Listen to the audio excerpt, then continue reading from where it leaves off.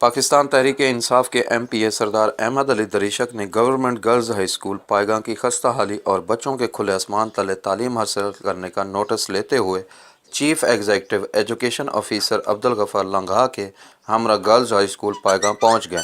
इन्होंने CEO education को हिदायत देते हुए कहा कि 1100 बच्चों की तादाद है और 6 कमरों की हालत इंतहाई खस्ता हाली का शिकार है। बच्चियां खुले आसमान तले तालीम हासिल करती हैं। फौरी तौर पर रिपोर्ट बनाकर सेक्रेटरीट को अरसाल करें। स्कूल की अपग्रेडेशन भी की जाए। मैट्रिक के बाद बच्चियां हायर सेकेंडरी स्कूल ना होने से तालीम को खैरबाद कह देती हैं।